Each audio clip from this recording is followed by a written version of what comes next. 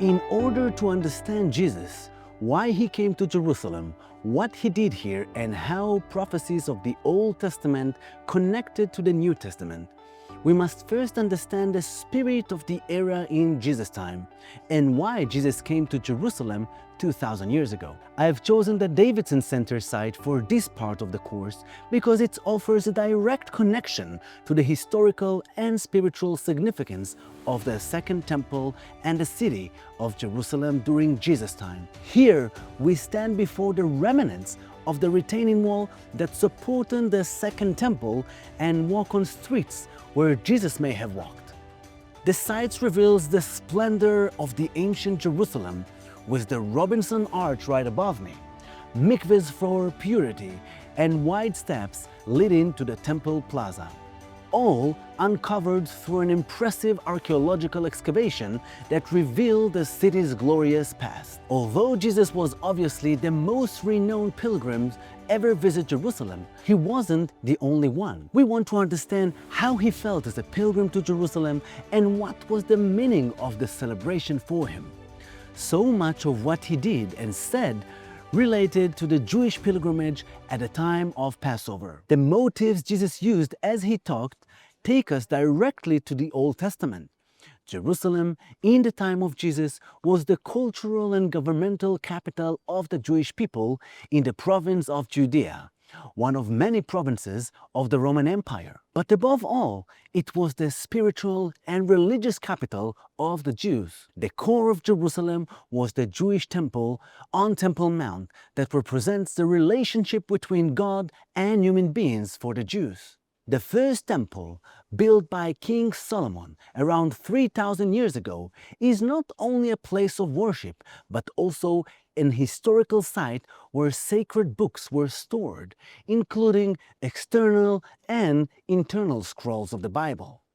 The Holy of Holiest was a specific room in the temple and was home to the Ark of the Covenant and the tablets of the Ten Commandments for nearly 500 years.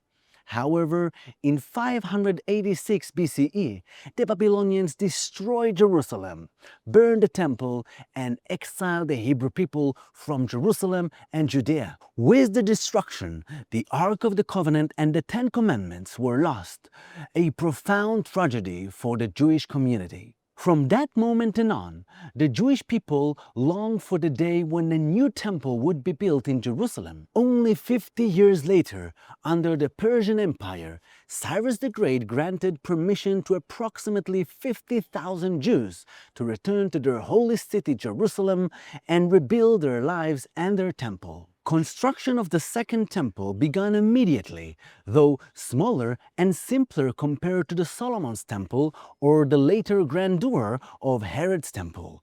It still held great significance. When the Second Temple was completed, it also contained a Holy of Holiest, just like in Solomon's First Temple.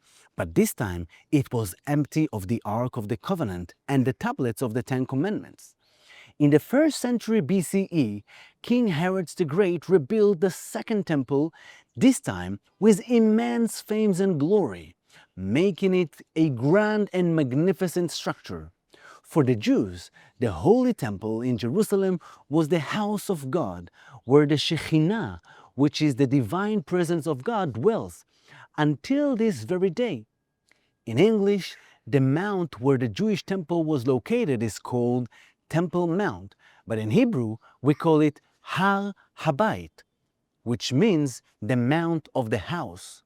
The house of whom? The house of God.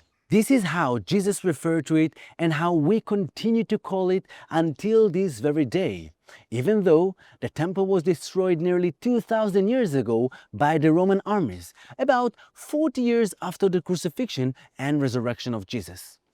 Today, in this very same location of the temple, there is a Muslim shrine called Al-Aqsa Mosque, or the Golden Dome.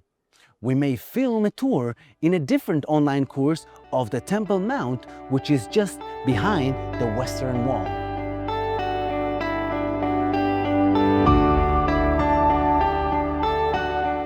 Thank you for watching. To continue the journey, The full online course is now available at a special Black Friday and Christmas 50% discount, and you can also gift it to someone meaningful. Click the link in the description or the first comment to join.